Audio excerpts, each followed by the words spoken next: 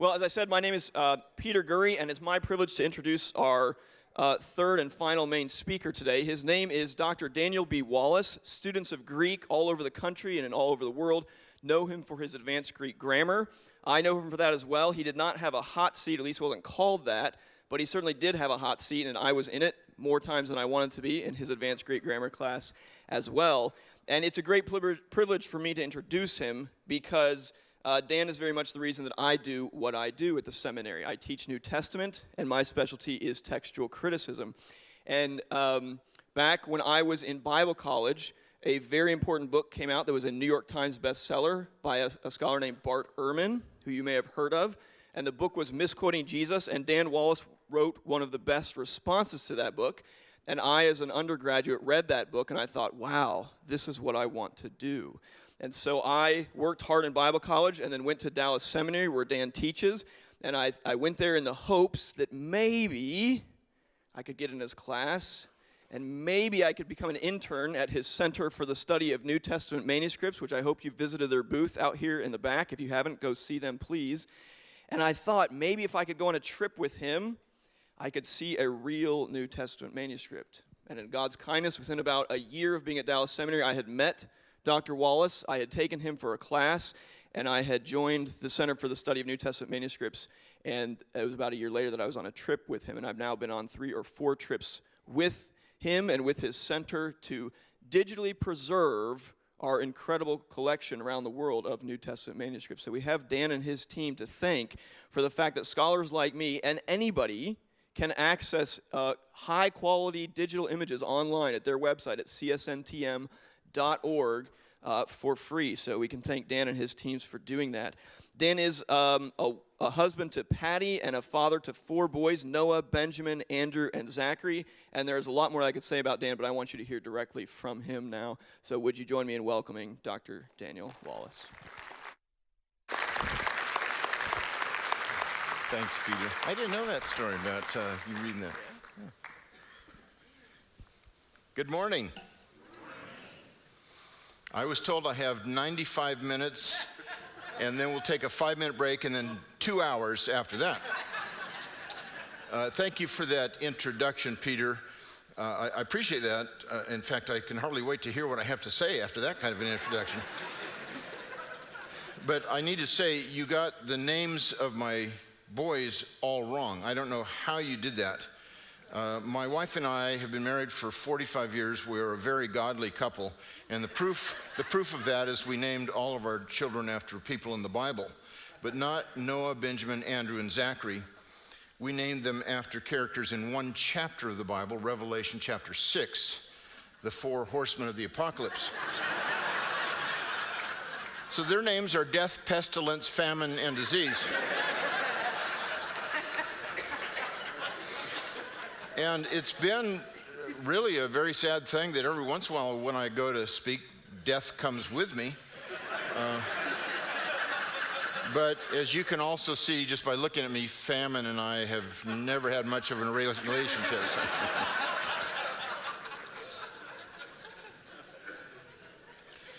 The previous 2 speakers just gave great lectures, really profound information, and I deeply appreciate what Dr. Dempster and Dr. Gentry had to say, and the level of scholarship that they've done over the years. It's just been phenomenal. I hope you deeply appreciated what you were getting, because this is just absolutely top-notch stuff. And they are both very absent-minded professors. I, on the other hand, am not at all. Peter, what time was I supposed to finish? And this is Tucson we're at, right? Okay. Anyway. It was in the 9th century at a scriptorium near Dublin in a monastery in Kilkenny, about 100 miles away, that a young man by the name of Andrew was a new monk, and he started copying out the text as they did in these scriptoria, and it was a text actually in English. And so he got to be so good at his scribal duties that the abbot said, well, I think you could do some more work here. And he continued to work on these manuscripts. And finally, when he graduated from this, it was kind of like a seminary, I guess, he got a letter of introduction from the abbot to go to another monastery where he would be a scribe full time. And so he gets to this other monastery with this letter of introduction. This is how people always used to travel, a sealed letter of introduction. And so when the abbot at this new monastery opened it, he said, okay, let me take a look here. And it said, this man is very particular. In fact, we might want to call him anal. Is that okay to say here? Oh, it's not a Southern Baptist school, so I guess it's all right. Yeah. Oh, sorry. Peter, where'd Peter go? I had to do that to you. So the abbot said, well, I think what this man should do is copy out the text. So he assigned Brother Andrew to start copying out manuscripts, and it was manuscripts of the monastery laws, the bylaws. And as he got into this, about a half hour later, he comes over and knocks on the door of the abbot and says, Holy Father, there seem to be some discrepancies here. Can I get some older manuscripts? And so the abbot showed him to another room and said, yeah, these are pretty rare. Go ahead and you can copy those. Just be really careful. I've never let a new monk copy these older manuscripts. In fact, almost nobody here has ever even seen them. So he starts copying these out. About 45 minutes go by. He goes back to the abbot's office, knocks on the door. Holy Father, there still seem to be some discrepancies. They're not copied very carefully. And so he said, is there anything that's older? And the abbot said, well, actually, we do have the original bylaws written some time ago, centuries ago, hidden in a vault, and nobody has seen them since they were copied one time way back then. But I think you can be able to handle this. And so just be really careful with these documents. So he took him down to this vault, a serpentine path in the bowels of the monastery, and Brother Andrew started to copy. And about 20 minutes later, there were 15 pairs of hands pounding on the abbot's door. Holy Father, this new monk has gone berserk. So they all rush down this serpentine path, get down to the bowels of the monastery in this archive room, and Brother Andrew is pounding his fist on the desk. And he's saying, they left out the letter R. They left out the R. And the abbot thought, this guy really is anal. He said, what do you mean? The word is supposed to be celebrate.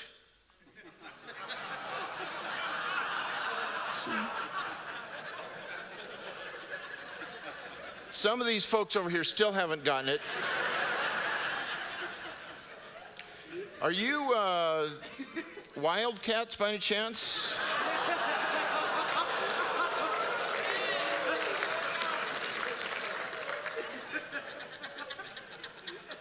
Sun Devils rock. All right. Title of my lecture is What We Have Now, What They Wrote Then. We're dealing with the text of the New Testament. And let me start by giving some quotes of skeptics, and we'll start with that great scholar, Dan Brown, in his book, The Da Vinci Code, where he says, the Bible has evolved through countless translations, additions, and revisions. History has never had a definitive version of the book. Well, you've all heard that. You go to Starbucks, you go work out at the gym, you do whatever you do in Phoenix because the sun is always shining and you don't have the humidity that we have in Dallas, so you actually get to be outside and enjoy it. I'm sorry, I was just complaining. But you talk to people. Oh yeah, the Bible's been translated and retranslated so many times we can't possibly get back to the original. That's kind of been the theme that we've been addressing this weekend, isn't it? In fact, last night when John Meade got up to speak, he quoted from Kurt Eichenwald. I didn't know he was going to steal my thunder, but I'm going to do it anyway again. This is in an article in Newsweek, which purportedly is actual news, facts.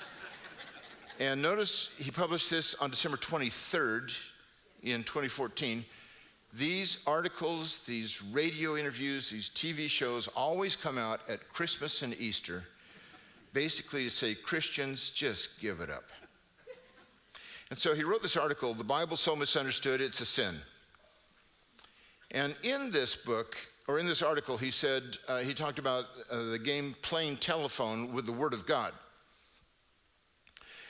And here's what he says, what John Meade said last night, but it's worth saying again, because I didn't want to take this slide out. And anyway. No television preacher has ever read the Bible. Neither has any evangelical politician. Neither has the Pope. Neither have I. So far, I probably would agree with all that.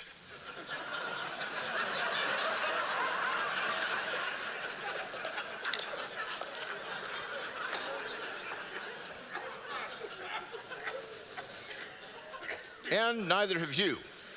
At best, we've all had a bad translation, a translation of translations of translations of hand-copied copies of copies of copies of copies, and on hundreds of times. What's interesting is that Eichenwald has used a source, and we'll show you what that source is, where he has actually played the telephone game with this written source to come up with this kind of a statement, which is not even close to what was originally uttered. He got the whole thing really garbled. But let's look at somebody who may be a little bit more academic, at least purports to be. This is C.J. Werleman. He wrote a book, Jesus Lied. He was only human. Here he is, hooked up to a lie detector. And he's an atheist. His first book, he likes to write provocatively titled books. His first book was called God Hates You, Hate Him Back. And I think that's a rather ironic title for a book by an atheist. Maybe, he should have titled it something like Nothing Hates You, Hate Nothing Back, but that probably wouldn't go quite so well. So here's what he has to say. We do not have any of the original manuscripts of the Bible. The originals are lost. We don't know when, and we don't know by whom.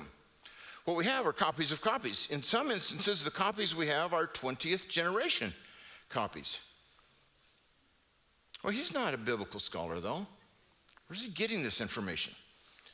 He's not getting it from a popular apologist in Britain for the Islamic faith, but this is perhaps the most challenging of these statements by non-biblical scholars. M.M. al-Azami has done a lot for the Muslim faith in Britain, and he wrote a book called A History of the Quranic Text from Revelation to Compilation, and then he compares it with the Old and New Testaments.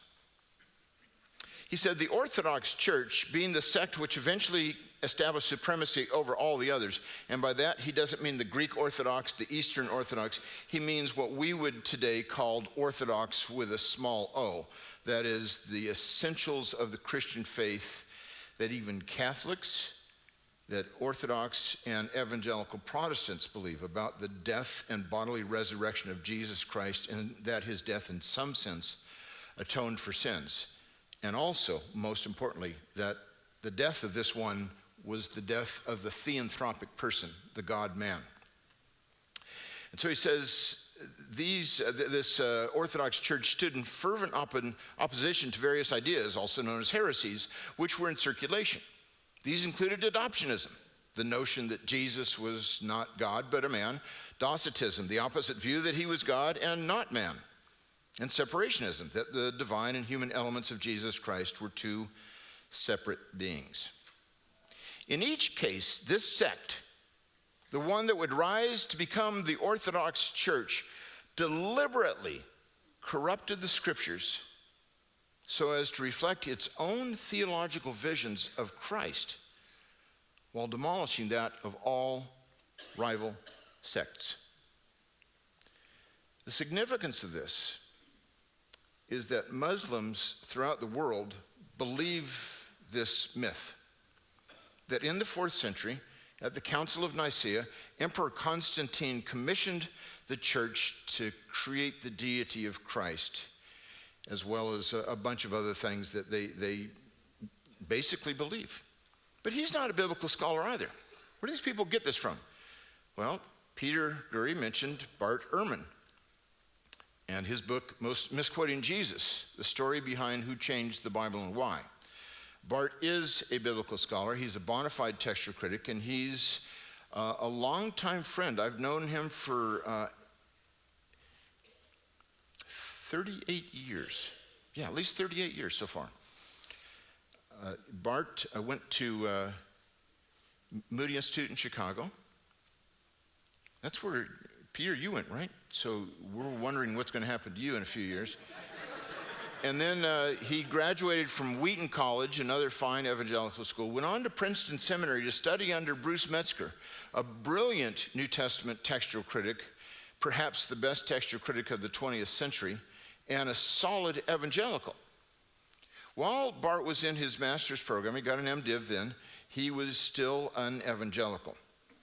I met him in his first year of the doctoral program, and he said, I've abandoned inerrancy, but I'm still an evangelical. Well, he got his doctorate under Bruce Metzger in textual criticism, and Metzger told me that his master's thesis and doctoral dissertations were the finest he had ever seen in his 46 years of teaching. That's pretty high praise. In fact, Metzger believed in Ehrman so much that he and Bart Ehrman co-authored the 4th edition of the standard text of the New Testament that Bruce Metzger had originally written in 1964. This came out in 2005. So after a few years, Bart kept moving further and further and further to the left, until in the year 2005, just weeks after this 4th edition of the Metzger-Ehrman textbook came out, Misquoting Jesus was published, and it really discouraged Bruce Metzger to see this. Perhaps what discouraged him also was that here it's misquoting Jesus, but it has Hebrew in the background, not Greek, and it's upside down. I don't think Bart had anything to do with the cover. He actually wanted to have Lost in Transmission as the title, but I thought that Barnes & Noble would put it in the automotive section, so that really is true. So a few weeks after this book came out, which is really trying to discourage you from thinking that we have a reliable text, he was on Jon Stewart's The Daily Show. And on that show, Stewart interviewed him and he said, man, I want to congratulate you.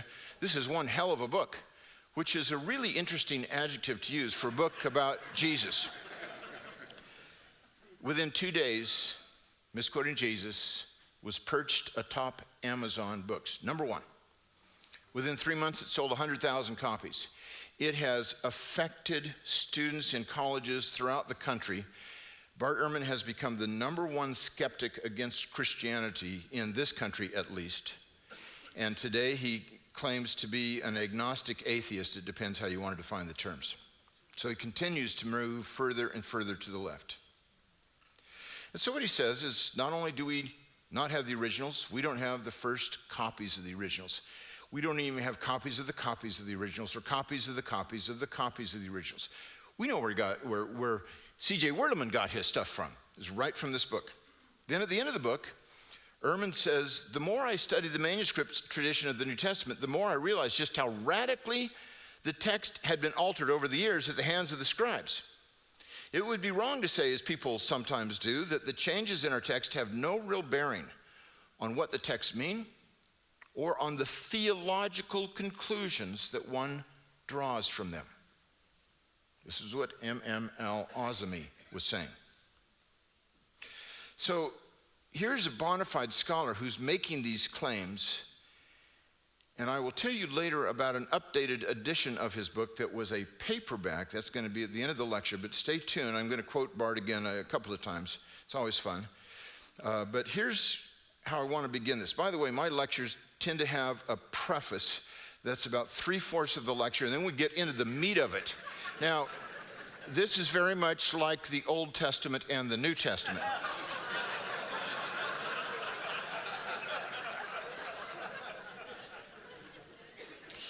There's 2 attitudes to avoid, and that was probably one of them. The first is radical skepticism.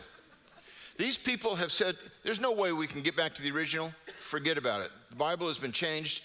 And as was pointed out earlier, what Satan said, what the serpent said in the garden, that first question was, has God really said? Has now become the fundamental question in apologetics today. It is a pre-apologetic question, because before you can even talk about what the Bible says, what the Bible teaches, you have to first establish, is this really what it says? So textual criticism is pre-evangelism, if you will. So this first attitude to avoid is radical skepticism. The empirical, rational basis for it is ridiculously weak. But the other attitude to avoid is absolute certainty, and this is what I suspect most of you may succumb to more easily. In my teaching career, which has now spanned about 35 years, I have lectured all over the country, and there are 2 states, Ohio and Texas, where I have met people who honestly believe and have said, if the King James Bible was good enough for St. Paul, it's good enough for me.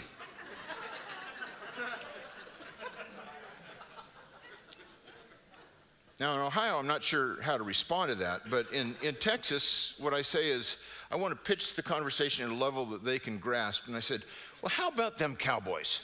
And that's where we go. But you come to church, you bring your Bible, you call it the Word of God, which it is, but is every word in it the words of God? And to that, I can say no, it's not. What we have is, let's say you use the 2011 NIV, but before that you used the 1984 version of the NIV. Even if the English translation was exactly mapped the way the ancient languages did, so that there would be nothing lost in translation, everything would be exactly the same, we'd have to say one of these 2 cannot be the Word of God in every respect, because there are word changes. What about the New American Standard Bible that came out in 1970, then the revision in 1995? What about the ESV that first, when it came out, said, we will never change the text? And then weeks later they said, okay, we will change the text because we have to keep up with the English language and recognize that there's scholarship that is helping us to understand things differently. Even the King James Bible itself went through 3 major revisions that included over 100,000 changes, almost all of them minor, little spelling differences, but they were still changes to the text. So when somebody says, the King James Bible, that is absolutely the Word of God in every single respect, I ask, which King James Bible is it you're using? It's inevitably the 1769, but we won't get into that. They don't know that. But this is the danger that you all have. If you have absolute certainty, you're going to come crashing down, because you might think in every single detail what you have in your hands today is the Word of God. So where between these 2 extremes should we live? Radical skepticism, absolute certainty. I'm going to try to present a via media that moves a little bit closer to one side than the other. So there's 4 questions I want to answer. We're still in the preface. Did you know that? How many textual variants are there? What kinds of textual variations are there? One has to do with the number, the other has to do with the nature. What theological beliefs depend on textually suspect passages? And has the essence of the Christian faith been corrupted by the scribes? Those are the 2 attitudes to avoid. These are the 4 questions to answer. And so we're ready to get actually into the main part of the lecture. Oh no, there's another preliminary question. Don't we have the original New Testament anymore? No, we don't. It was written on papyrus, and if we had an original copy, it's not a copy if it's an original, but an original manuscript of the New Testament, of one of the letters, one of the Gospels, we would probably know it. For one thing, it would be written on a scroll instead of a codex. The codex are modern book form where it's cut on one side, and then you have cut pages. I mean, it's sewed in on one side, cut pages, then you open. If you're over 30, you've seen a codex. If you're under 30, you've never seen a codex, because the only books you've ever seen are on your computer, and you've gone retro on us. You scroll. I mean,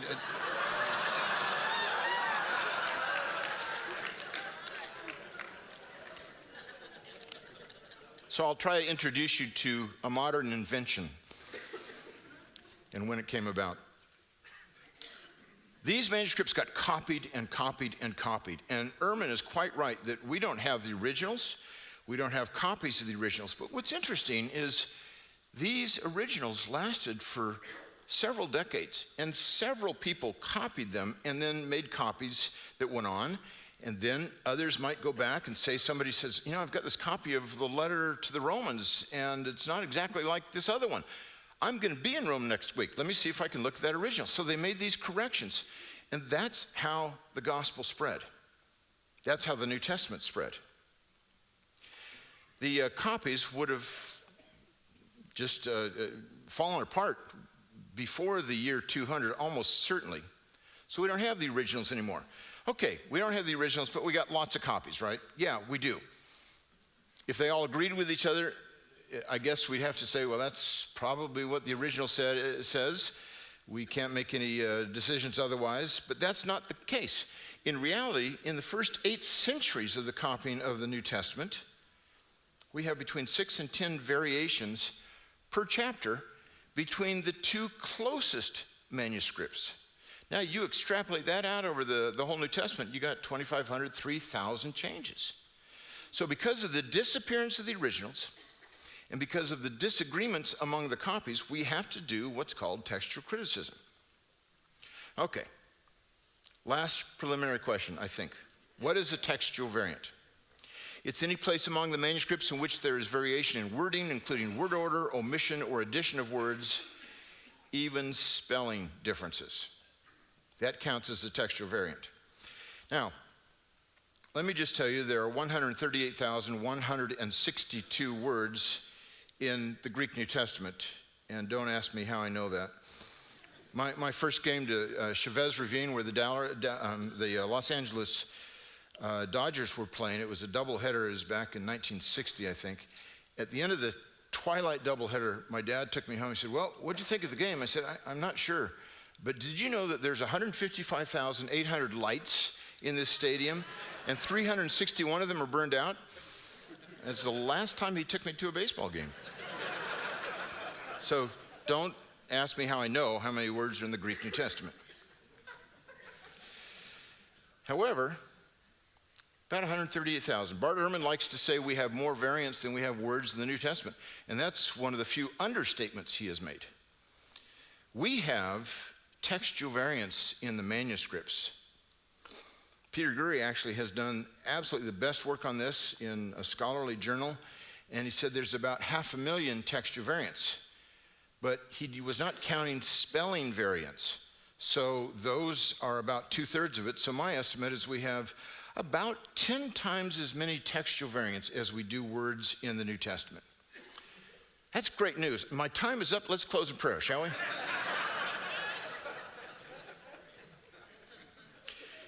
The reason we have a lot of textual variants is because we have a lot of manuscripts. If we had one manuscript, it would not disagree with itself, no variants.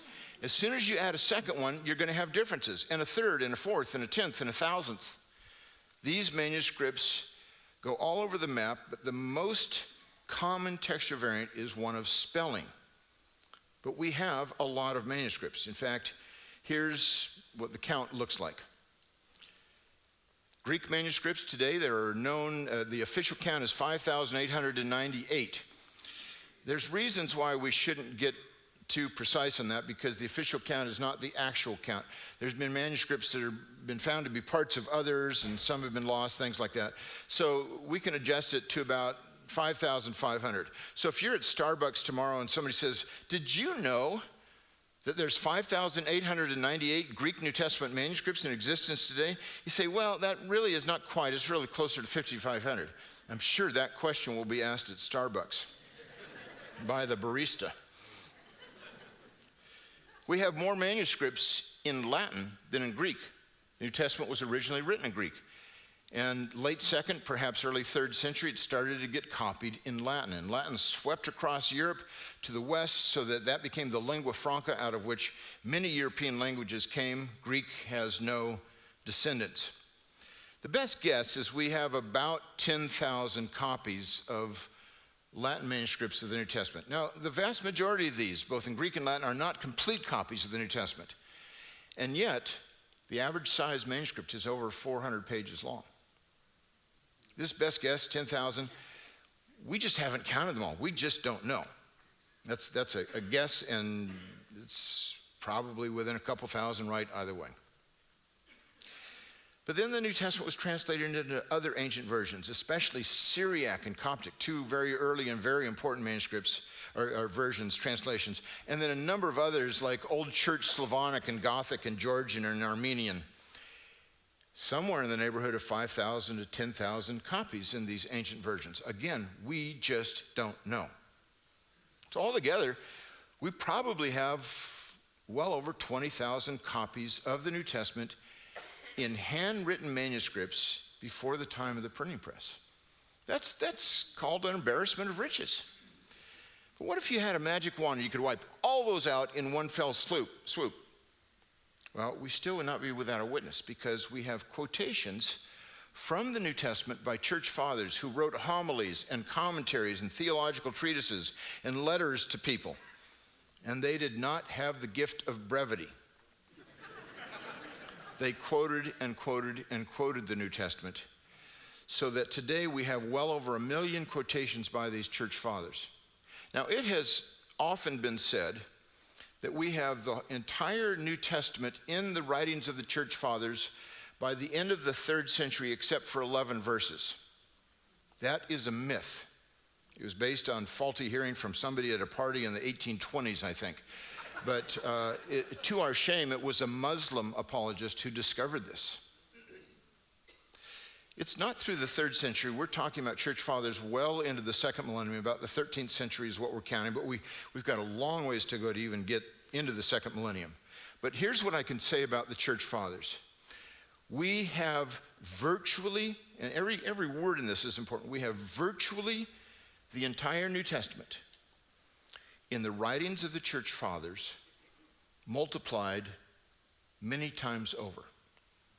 Virtually the entirety of the New Testament in the writings of the church fathers multiplied many times over. So we still would not be left without a witness. Well, let's compare this to the average classical work. Greek or Latin authors are the ones we're talking about. The average classical Greek writer has less than 15 copies of his work still in existence, and remarkably, it's been Christian monks that have preserved them, largely. And yet, we're typically waiting over 1,000 years before we see a single copy. Well, if you had these writings of one classical author, we'll just take an average author, and we stack them up, they'd be about 4 feet high, about right here. Let's compare that to the New Testament. So the average classical author, well, we can say about the height of a podium. This will do. The New Testament, what can we use in comparison? How about the Empire State Building in New York City? Now, for you wildcats, I had to add the location.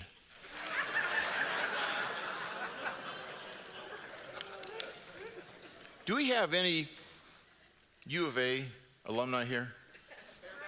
Oh, you're over there. Okay. I will tell my jokes more slowly then, for your sake.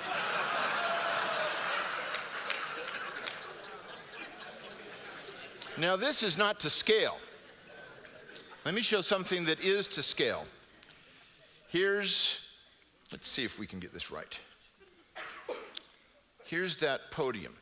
It's a pixel, 4 feet high. That's the right ratio. Here's the Empire State Building, 1,454 feet high. But gosh, I got a lot of extra room here. Is it one Empire State Building? No. The New Testament, if we stacked up all these handwritten copies, not counting the quotations from the church fathers, we would stack up 1, 2, 3, 4.5 Empire State Buildings over 1.25 miles high, 6,600 feet tall. Average classical author, 4 feet tall, 1.25 miles high for the New Testament. That's a huge difference. And people say, well, you know, we're waiting, we don't even have copies of the New Testament. You know what? When these authors like C.J. Werleman say, sometimes we're waiting for the 20th generation of copies. That's not true for the New Testament. He just made that one up. But it really is true for almost all classical authors. Now, let me give you some more comparisons here, just in terms of the numbers of copies. And I looked at Greco-Roman historians and biographers and got the latest data on these authors and how many copies we have. But here's what I want you to filter. You know, if you had, let's say our faith was based on Plato's Republic instead of the New Testament, I'd say we still have a pretty darn good text of Plato's Republic today. So if you're going to have skepticism towards the New Testament, it needs to be multiplied about 1,000 times toward any other classical writing, at least on average. So Pliny the Elder, Plutarch, Josephus, Polybius, Pausanias, Herodotus' History, Xenophon's Hellenica. We'll read each one of these in Greek right now, and then there will be a quiz after the break. Okay, Pliny the Elder, we have about 200 copies. He's a first century AD author. That's a lot. He's not an average Greco-Roman author. And the oldest substantial one comes 700 years after he wrote.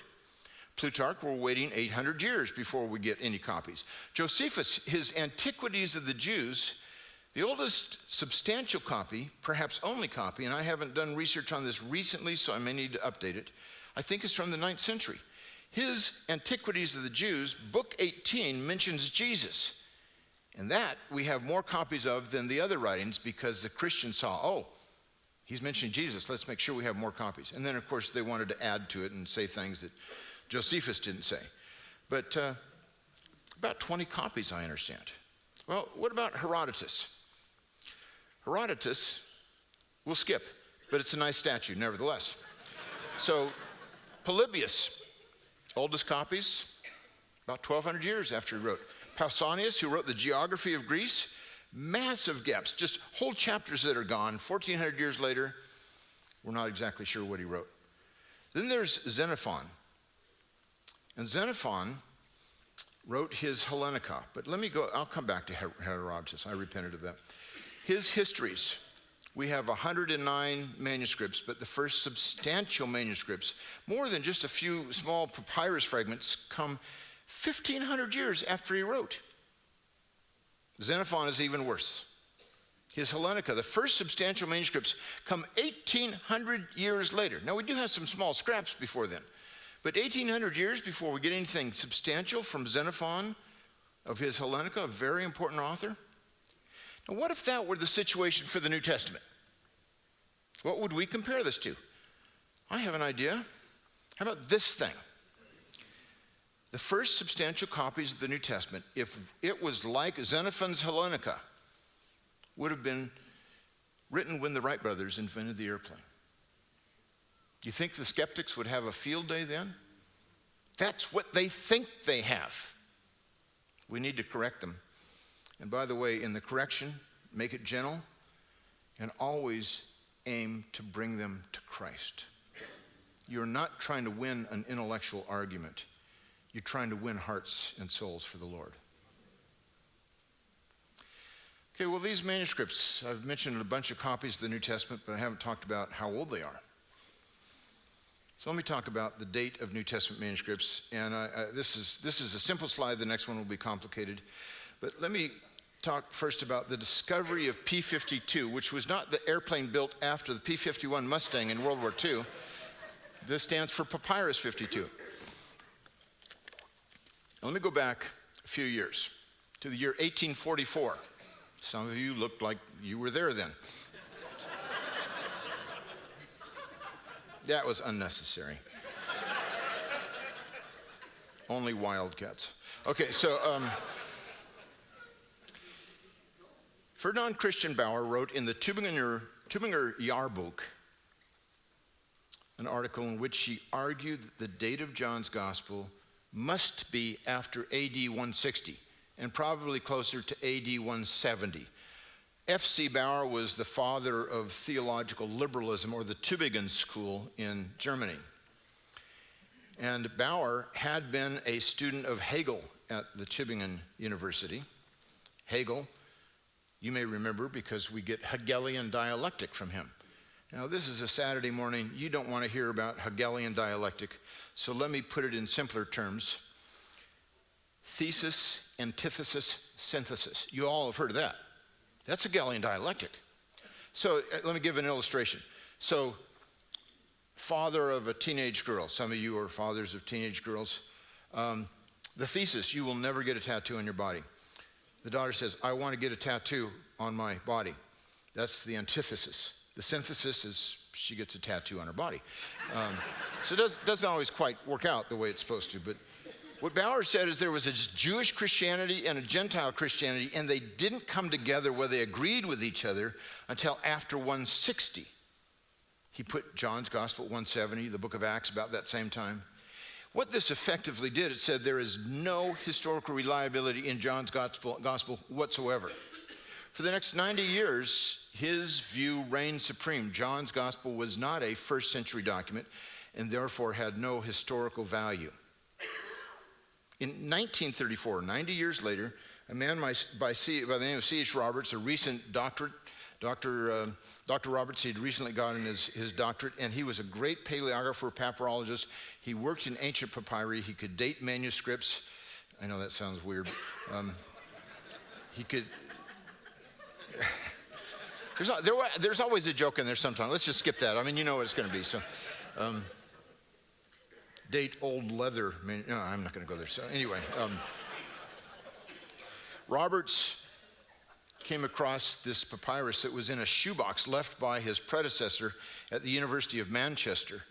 And the scholar who left it behind did not have a chance to go through these last few scraps. So Robert sees this thing, and it's about the size of a credit card. And you'll notice, that's the actual size of it, really. No, it's smaller than the palm of my hand. And what Roberts noticed was that this is a pretty decent Greek hand. He also noticed that this was written in a text, a scribe that looked to him for sure like it was from the 2nd century. And on this side, he started to transcribe it. He discovered this as parts of John chapter 18, verses 31 through 33. Then he looked at the backside, and he noticed there was still text there. John chapter 18, verses 37 and 38. The remarkable thing about that was that means this manuscript was from a codex. Because scrolls would be written along the horizontal lines on the inside of the fibers. They'd get these papyrus sheets and put horizontal lines of the natural fibers in the inside. They'd naturally they'd naturally glue to the outside of the vertical lines, and they'd pound it. Then they'd have these long sheets of papyrus that they could make into rolls. This had John 18 on the inside, John 18 just a few verses later on the outside. He was actually able to figure out how many leaves it would take and how big each leaf was for the Gospel of John. That takes a little bit of work to pull that one off. But he looked at this and said, this was written in a codex. He literally, in 1977, wrote the book on the codex called The Birth of the Codex. And he and another fellow, T.C. Skeet, wrote this book where they said the codex form was basically invented sometime in the late 1st century, most likely, but it really didn't take off until the 2nd century. And then they gave some interesting statistics. By the 5th century AD, 500 years after Christianity had been around, 400 years, all of a sudden we discover that 94% of all Christian books through those first 5 centuries were written on a codex. And only something like 14% of all non-Christian books were written on a codex. It was about AD 500 that the whole world started to get caught up on the value of the codex form of books. So mark this down. This is the first and probably the only time in Christian history where the church has been ahead of the technological curve. But we were once, and then you guys have gone retro on us. Robert sent pictures of this fragment to the 3 leading papyrologists in the world, and each one of them independently wrote back to him and said, this manuscript should be dated no later than AD 150 and as early as 100. A fourth, a German, demurred, and he said, I think maybe this was written in the 90s. Well, this got published, his work got published the next year, and one wag even said, well, this copy was made when the ink on the original text of John's Gospel was barely dry. Now, if this manuscript is dated no later than AD 150, I don't know how you learned math and logic here. I know how they learned it in Tucson, but we won't talk about them. But I grew up in Newport Beach, and we probably shouldn't talk about that either, but at least I learned this, that generally speaking, a copy of a manuscript is not made before the original of the manuscript, right? It makes logical sense. So what this did is it sent 2 tons of German scholarship to the flames. all these books for 90 years. It argues, first, John's gospel has no historical validity to it, and secondly, it was written after AD 160, probably 170. Now, in the last couple of decades, with the rise of postmodernism, the date of this manuscript has been revised. Maybe it's 125 to 175, maybe even early 3rd century. But with the discovery of the Dead Sea Scrolls in the 40s, now all of a sudden we see that John's gospel is a thoroughly Jewish document. And so consequently, it's kind of a two-edged sword. With this manuscript and with the Dead Sea Scrolls, we see John's gospel has great historical value.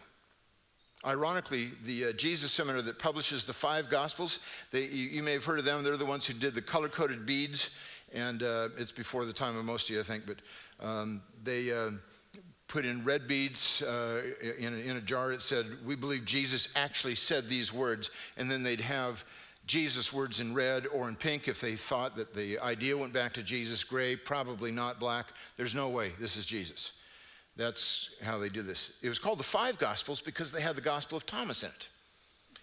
The Gospel of Thomas has more red and pink in it than the Gospel of John, the Gospel of Matthew, or the Gospel of Mark.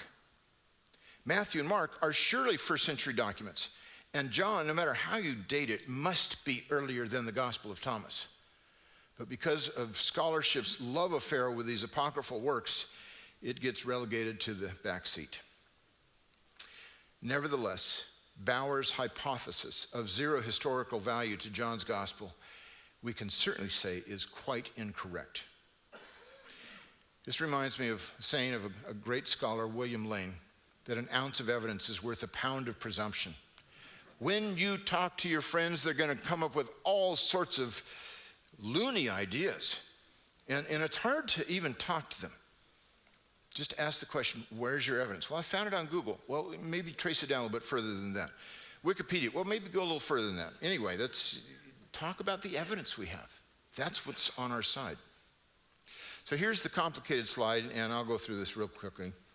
The Greek New Testament manuscripts century by century. It's not just P52 that is early. We have as many as 12 manuscripts that may be from the 2nd century. It's extraordinarily difficult to date these manuscripts, but it's something along those lines. So all the way through the 10th century, we have at least 967 manuscripts of the New Testament in Greek. The next century, that number doubles. Now, there are 4 times more New Testament manuscripts within the first 200 years than the average Greco-Roman author has in 2,000 years. This is just unbelievable data. Within 900 years of the New Testament's completion, almost 1,000 manuscripts in Greek alone. Within 900 years of the average classical author's writings, there are 0 manuscripts. We've got a lot of data on our side. So in answer to the first question, now we're about 1/5 through the lecture. Don't put your fingers up yet, Peter. I know, you just make me feel guilty. Has the Bible been translated and retranslated so many times that we don't know what it originally said? Here's another way to look at this. The King James Bible was published in May of 1611, and the Greek New Testament was based essentially on 8 manuscripts, the earliest of which went back to the 11th century. Now, over 400 years later, we have about 5,500 Greek manuscripts. We're just talking about the Greek manuscripts, the earliest of which go back to the 2nd century. So as time goes on, not only do we have almost 1,000 times more manuscripts, we have almost 1,000 years earlier in these manuscripts. The bottom line is we are getting closer and closer to the original text, not farther and farther away, as all these skeptics, one right after the other, seem to say. Does that make sense? Good. Question 1 is done, so if that's as far as we go, I'll be satisfied and you'll be frustrated. So let's talk about what kinds of textual variations there are. Over 99% make virtually no difference at all. Peter Gentry went through a number of these for the Old Testament. Same kind of thing with the New Testament. And spelling is by far the most common textual variant in the New Testament. So common that when Peter Gurry wrote his magnificent article in New Testament Studies, he said, I'm not going to count the spelling variants because it just gets to be a little bit too much. John was a creative speller. He spelled the verb anoigo, which means I open, 3 different ways when it's parsed exactly the same within the space of 8 verses in John chapter 9, I think. Look it up. Neoxen in John 9:14, then go on from there. Third person singular, first aorist, active, indicative of a noigo. For you Greek geeks. The rest of you can ignore everything I just said. But what you can't ignore is that we have differences in spelling in these manuscripts, and yet we know that they don't. There. You guys probably understood it the first time, right? I'm picking on you too much, but I'm not done. All right. So, question for Greek geeks and seminary students. How many ways are there to say John loves Mary in Greek? Now, I actually asked myself this question a few years ago. I was teaching a course in Oklahoma City, and I spent 8 hours coming up with the different ways to say John loves Mary in Greek. But here's the things you need to consider. Word order can change all over the map for Greek because it's the inflections, it's the endings that counts. The article occurs with proper names, which means you can say, the John loves the Mary, or John loves the Mary, or the John loves Mary. It goes everywhere. We don't know why these articles are used. What we can say is that the article in Greek, I did my master's thesis on when it does not occur. I did my doctoral dissertation on when it does occur. There's 20,000 of these buggers in the New Testament. 1 out of 7 words is the. And I still don't know why it's used with proper names. Nobody is quite sure. These 2 works, by the way, if you ever wanted to look at them, that I wrote, would cure the most hopeless insomniac. But the article occurs. And then there's differences in spelling for names. For example, the name John can be spelled Ioannes or Ioannes, 1 N or 2. Okay, this will show up on the quiz, so get ready for this. 8 different ways to write John loves Mary. Exactly translated the same, John loves Mary in Greek. Oh, there's another 8. And another lots more. 96 ways to say John loves Mary in Greek. But there's also conjunctions that are often untranslated. And so let's take a look at how that goes. I can assure you these are all different. I'm pretty anal that way, like Brother Andrew. 384 ways to say John loves Mary in Greek. And yet these are not all the ways to say John loves Mary. I thought, oh, there's a few more. But I decided after 8 hours that I put in my time. Isn't that amazing? Greek is pretty flexible. You say, that's amazing. What's the relevance? We'll get to that. There's other legitimate word orders that swell the numbers to over 500. And just last night, I was losing sleep over periphrastic participles. I'm sure you've all done that. And I thought, well, you could say loves this way, and that doubles all these other numbers. A different verb for loves mushrooms the numbers to over 2,000 ways to say John loves Mary in Greek. That's amazing. Okay, here's the relevance. Bart Ehrman says we could go on nearly forever talking about specific places in which the text of the New Testament came to be changed either accidentally or intentionally. The examples are not just in the hundreds, but in the thousands. But they would all cure the most hopeless insomniac if we had to discuss those. These are not the kinds of textual variants that are discussed in scholarly meetings because they're just as boring as they could be. If we can say John loves Mary over 1,000 times, that was before I did the periphrastic search, over 2,000 times in Greek, without substantially changing the meaning, the number of textual variants for the New Testament is meaningless. 1.5 million, 10 million, it doesn't matter. What counts is the nature of the variants. And this is where we get to the issue. Less than 1/10 of 1% of all textual variants, that's an important point, are both meaningful and viable. That is, they have meaning, they change the meaning somehow, and they have some plausibility of going back to the original. Both things, meaningful and viable. This is not drawn to scale, the dots should be smaller, but anyway. Let me give you some illustrations of meaningful and viable variants. I'm going to give 2, then I'll just briefly go over 2 because my time is almost up. The first one, Mark chapter 9, verse 29. This is where Jesus' disciples were trying to cast out demons. And they had some particularly pesky demons that just couldn't be exorcised. Jesus said this kind can only be cast out by prayer and fasting.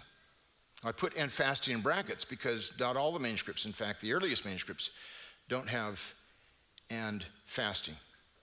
Now, most scholars would say the exorcism here meant just prayer. The statement ended in prayer, not fasting. And as you can see, just by looking at me, I agree with a shorter reading. But I have been involved in a couple of exorcisms, and I kind of hedge my bet. Maybe I'm wrong about textual criticism. I'm going to fast too. So here's another one that maybe is a more well-known passage. This is one that everybody knows. 666, everybody knows about that. Revelation 13, the only place the number of the beast is mentioned. Let the one who has insight calculate the beast's number, for it is the number of a man, and his number is 666. Really? Back in the 1830s and 40s, a scholar discovered in one of the most important manuscripts of the New Testament, I won't give the history of it, but he discovered that this manuscript that had been scraped off and rewritten centuries later, he could read the undertext. It took him 2 years to read 150 leaves of a manuscript. And he discovered that this really important manuscript for the New Testament, and especially Revelation, had the number of the beast as 616. Well, that was the only manuscript we knew of at the time. But then in the last 20 years, another manuscript, an early papyrus, came out from Oxford, where they've got 500,000 papyrus scraps that are waiting to be examined. And one of these has 26 different postage stamp size pieces of this papyrus spanning 9 chapters of Revelation. And one postage stamp is of Revelation 13:18. I had an opportunity to look at both of these manuscripts. One is at the Bibliothèque Nationale in Paris, and the other one at Oxford University. And I looked at this manuscript under a magnifying glass and a microphone. Microphone? No, that didn't help. Microscope. That was a verbal variant. So,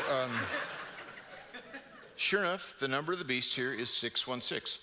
So our oldest manuscript for Revelation 13:18 and one of our 2 most important manuscripts for the book of Revelation both have the number of the beast as 616. Now, if you ask me, what's the number of the beast? I'll say it depends what day it is. Tuesdays, I kind of think it's 616. Thursdays, 666. I mean, really, I don't know. But what this has done, I mean, I'm the editor of the Net Bible, senior New Testament editor of the Net Bible, a new translation. And if we decide to publish another edition, and I decide to let my carnal side come out and put as the number of the beast 616, it will send about 7 tons of popular Christian literature to the flames. Most scholars would say 666, that's the number of the beast. 616, that's just the neighbor of the beast. He lives a few doors down, you know. But here's the thing. I know of no Bible college, no theological seminary, no denomination, no church that puts in their doctrinal statement, we believe in the virgin birth of Christ, we believe in the deity of Christ, we believe in the sinlessness of Christ, and we believe that the number of the beast is 666. It may be meaningful, both variants are meaningful and viable, but it doesn't rise to that level. The 2 longest textual variants are Mark 16, 9 through 20, you know about picking up snakes, handling snakes, drinking poison, this kind of thing. I won't get into the text, but most scholars don't think these passages are authentic. What do we lose if we lose these 12 verses? There's only 2 passages, 2 textual variants that involve more than 2 verses, and they are both 12 verses long. The long ending of Mark's gospel is one of them. What do we lose if these verses are not authentic? Well, if they are authentic, we might lose an arm, but no, that was not kind. I shouldn't. That's just. Let's do this instead.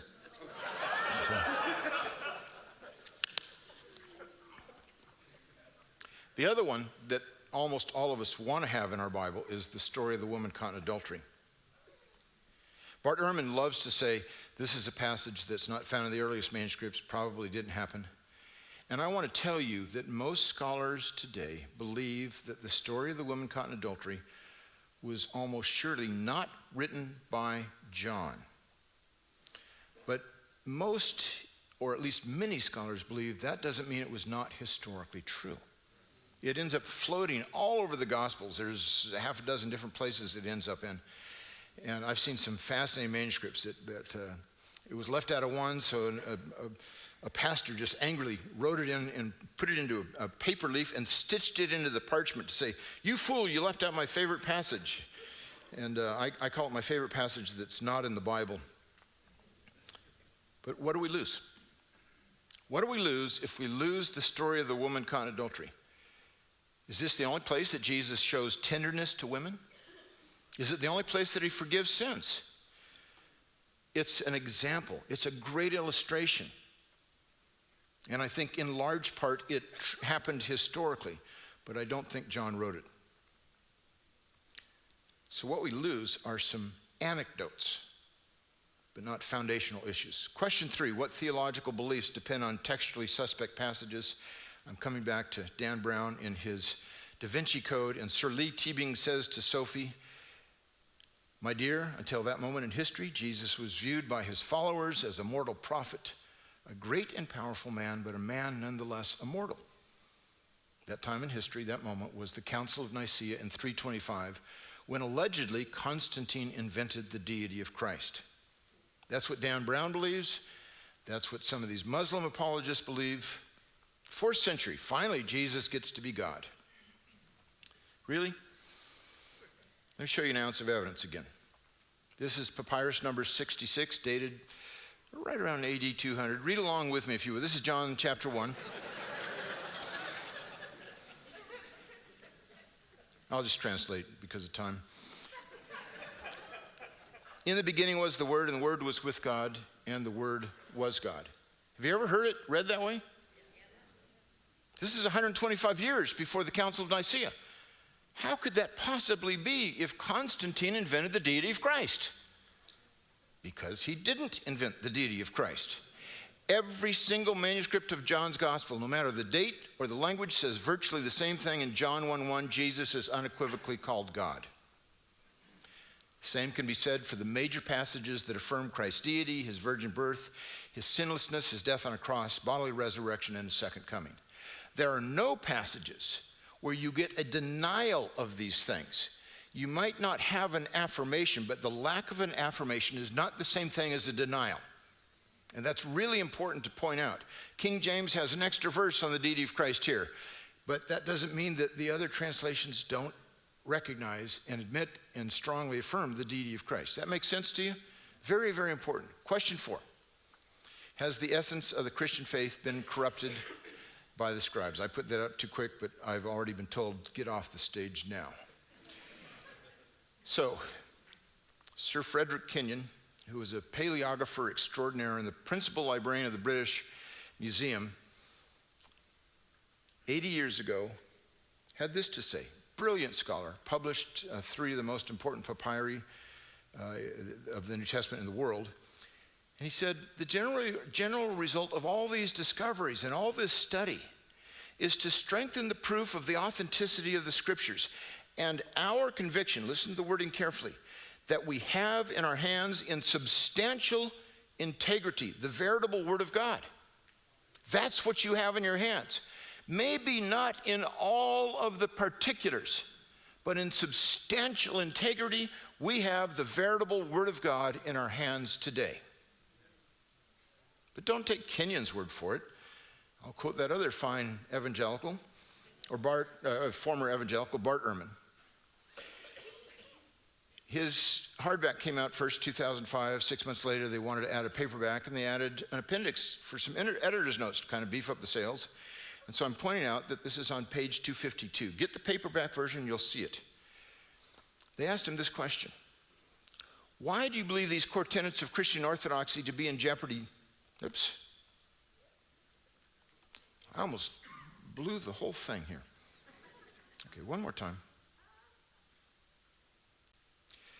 Why do you believe these core tenets of Christian orthodoxy to be in jeopardy based on the scribal errors you discovered in the biblical manuscripts? Notice, these people who edited and published his book did not ask him, do you believe these core tenets of Christian orthodoxy are in jeopardy? They asked him, why do you believe? The way they read his book, yes, of course he believes that. When confronted with this specific question, here's what he said. Essential Christian beliefs are not affected by textual variants in the manuscript tradition of the New Testament. That's profound. Bart Ehrman, the number one guy who is the skeptic about the text of the New Testament, was able to say this because the evidence could not allow him to say otherwise. So let me close with an unnatural segue.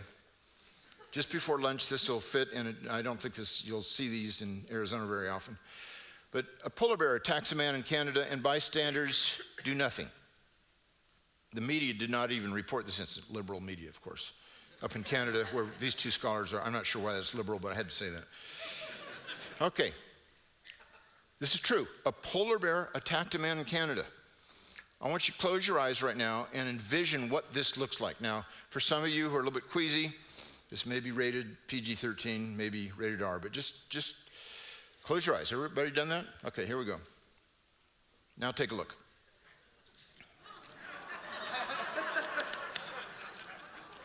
That's not the response I expected from a polar bear attacking a man.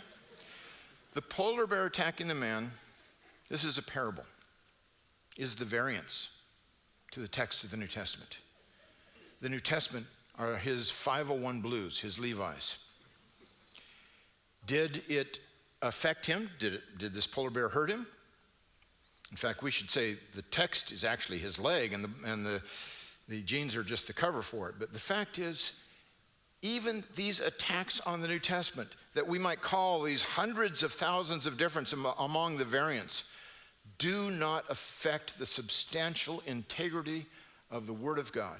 And that you can take to the bank. Thank you.